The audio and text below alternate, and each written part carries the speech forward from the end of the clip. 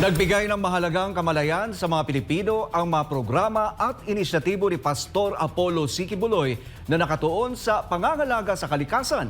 Patunay dyan ang matagumpay na nationwide cleanliness drive kung saan mas maraming kababayan ang naging mulat sa kahalagahan ng tamang pangangalaga sa ating kapaligiran. Narito ang balita ni Sheena Torno.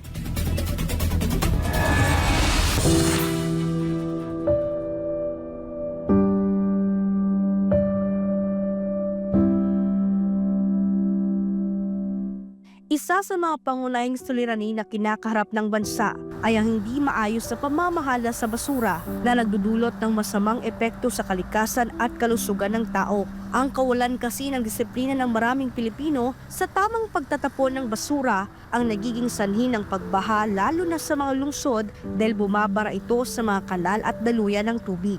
Patunay dyan ang tambak na basura na nakakalat sa Baseco Beach sa lungsod ng Maynila na naging banta sa kalikasan at kalusugan ng mga residente sa lugar. Sa patuloy na pagdami ng populasyon, nagiging hamon ang pangangalaga sa kalikasan dahil sa pagtaas ng polusyon, basura at pagkasira ng likas na yaman. Ang inisyatibo ni Pastor Apollo C. Quiboloy ang magiging daan upang maibalik ang dating ganda at linis ng kapaligiran.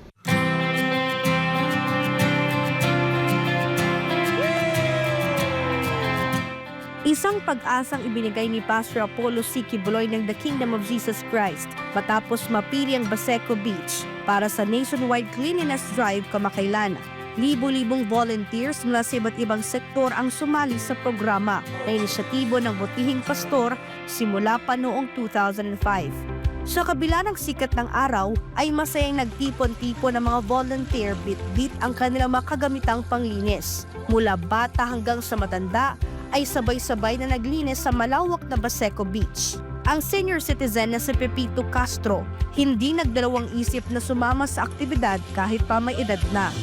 Sa itong napakadakilang gawain na kinakailangan ng buong Pilipinas dahil sinasabi nga na ang kalinisan ay ito yung pagiging makadiyos. Ang inisyatibo ni Pastor Apollo ay napakahalagaan niya upang mabigyan ng importansya ng mga Pilipino ang pangangalaga sa kalikasan.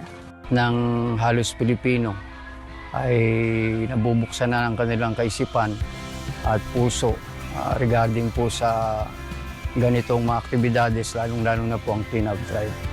Sinabi naman ni Richard Jonella na kabilang sa libo-libong volunteer, hindi maganda ang idudulot na epekto ng mga basura sa kalikasan.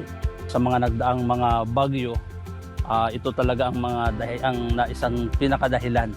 Maraming basura sa mga stereo na ngayon napupunta dito sa AC Shore, sa may dagat. Isa pang magiging dahilan ng basura ay yung kalusugan din nila, naapektuhan din sa dami ng mga basurang napupunta dito. Kaya po itong clean-up drive na pinangungunahan ng mahal na pastor ay napakalaking kasagutan o tulong sa mga mamamayan dito. Ayon nga sa Department of Environment and Natural Resources o DNR, tuwing nagkakaroon ng masamang panahon ay sandamakmak na basura ang nakakalat sa Baseco Beach mula sa karatig lalawigan. Kaya malaking bagay ang ganitong programa mula sa isang tao na totoong nagmamahal sa bayan. Ilang oras ang ginugol ng mga volunteer upang linisin ang malawak na Baseco Beach. Aabot sa higit 700 sako na puno ng mga basura ang nakolekta ng mga volunteer sa paglilinis sa lugar. Ang pagmamahal nga ni Pastor Apollo sa bayan, lalo na sa pangangalaga sa kalikasan, ay hinangaan ng dating kadre na si Jeffrey Eric Celis.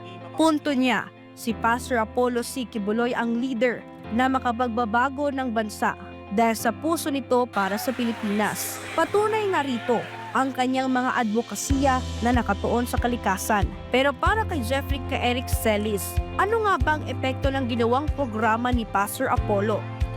Ang ating taong bayan ay bahagi ng inisyatiba upang pukawin ang kanilang environmental awareness at ang kanilang social consciousness sa kahalagahan po ng pagiging responsable at mapag-alaga sa kalikasan at sa ating inang bayan. Ang panawagan ni Pastor Quiboloy na kalinisan, tatag ng bayan, which is actually encouraging the spirit of volunteerism sa hanay ng mga mamamayan sapagkat pinupukaw natin ang diwang patriotiko at ang kamulatan ng mamamayan na magtiwala sa sarili nilang pagkakaisa at sama-samang pagkilos, maililikha ang pagbabago. Maituturing din anyang long-term program ng Butihing Pastor ang mga ganitong aktibidad, lalo na sa mga kabataan. Ito'y para kumilos ang mga kabataan sa mga magagandang layunin na malaking oportunidad upang mahiwalay sa mga masasamang biso at hindi magandang direksyon sa buhay.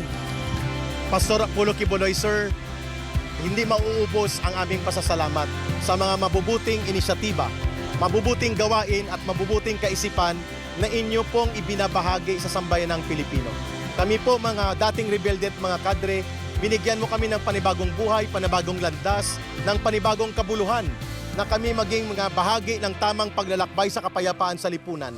You will always be a real leader of this country and the entire Filipino people and the entire humanity.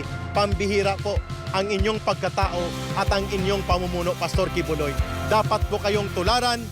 Una na ring tiniyak ni Pastor Apollo C. Kibuloy na hindi lang rito matatapos ang mga programa na nakatuon sa pagpapaganda sa kalikasan.